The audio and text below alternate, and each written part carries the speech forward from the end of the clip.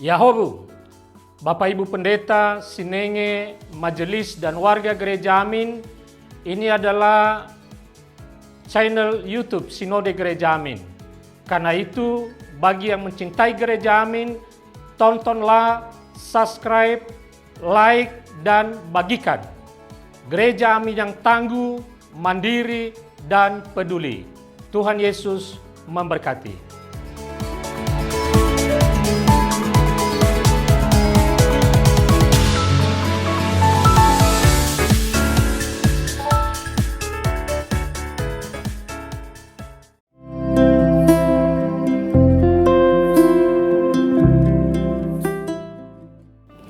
Hai Teens, jumpa kembali dalam acara TFC.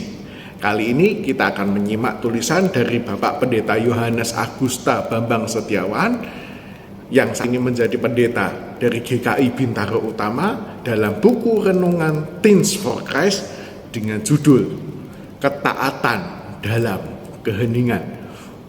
Berdasarkan Matius pasal yang pertama ayat yang ke-18 sampai ayat yang ke-25. Bersama saya, Cornelius Widiawan Haryanto. Mari kita satukan hati kita berdoa.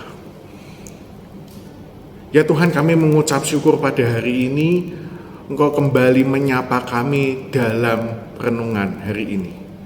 Ya Tuhan, biarlah Tuhan selalu mau berbicara kepada kami, karena kami sudah rindu untuk mendengarkan suara-Mu dan untuk mengetahui apa yang menjadi kehendak-Mu. Ya Tuhan, berbicaralah, karena kami sudah siap untuk mendengarkan. Hanya di dalam nama Yesus kami berdoa dan bersyukur. Amin. Yang akan menjadi pusat perenungan kita pada hari ini terambil dari Matius pasal yang pertama ayat yang ke-24a. Saya akan bacakan untuk kita semua. Sesudah bangun dari tidurnya, Yusuf berbuat seperti yang diperintahkan malaikat Tuhan kepadanya. Demikianlah firman Tuhan. Teens, bayangkan kamu sedang mendaki di sebuah pegunungan. Saat itu ada kabut tebal menutupi jalan. Kamu tidak bisa melihat jauh ke depan, tapi kamu memiliki kompas. Selama kamu mengikuti arah yang ditunjukkan kompas tersebut, kamu tetap bisa sampai di tujuan. Tentu ada resiko jatuh ke jurang karena kamu tidak bisa melihat jalan yang akan kamu tempuh. Tetapi diam pun kita juga tidak tahu kapan kabut akan sirna. Pada saat itu, apa yang akan kamu lakukan?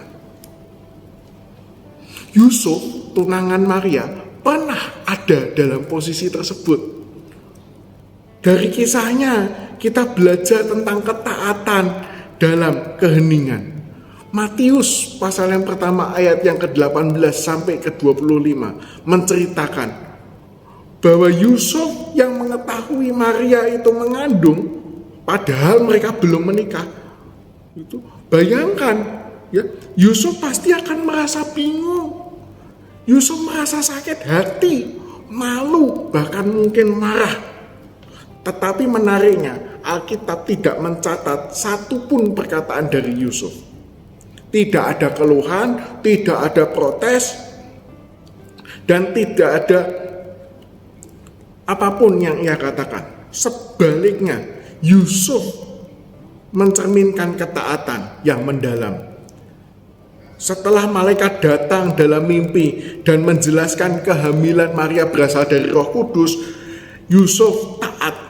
Ia nggak banyak bertanya, ia tidak berdebat, ia bangun dan kemudian melakukan apa yang Tuhan perintahkan kepadanya. Teens, Tuhan tidak selalu memberikan penjelasan tentang rencananya dalam hidup kita, tetapi Ia memberikan arah. Tuhan terkadang memberi arah melalui bisikan dalam keheningan. Seperti Yusuf, mari kita belajar untuk taat bahkan saat tidak ada sorotan maupun suara. Hanya ada diam dan Tuhan. Kita tentu belajar dari Yusuf bahwa diam bukan berarti lemah. Iman yang kuat justru dinyatakan. melalui tindakan, bukan kata-kata. Amin. Mari kita berdoa. Bapa yang baik, kami mengucap syukur pada hari ini kami belajar untuk terus taat kepadamu, sekalipun jalan kami penuh dengan kabut yang tebal. Kami kadang tidak tahu apa yang akan terjadi ke depan, tetapi biarlah ya Tuhan, Engkau mau menuntun kami selalu di dalam jalan-Mu. Dan biarlah Tuhan, Engkau mau selalu menggandeng erat tangan kami dan tidak meninggalkan kami. Dan biarlah Tuhan, Engkau senantiasa menuntun kami di jalan-Mu. Ya Tuhan, terima kasih untuk kebenaran firman-Mu. Biarlah kebenaran firman-Mu ini bisa menguatkan kami dan menuntun kami di setiap jalan hidup kami. Terima kasih ya Tuhan. Hanya di dalam nama Yesus kami berdoa dan bersyukur. Amin. Demikianlah renungan kita pada hari ini. Jangan lupa subscribe, like, dan bagikan kepada yang lain. Tuhan memberkati.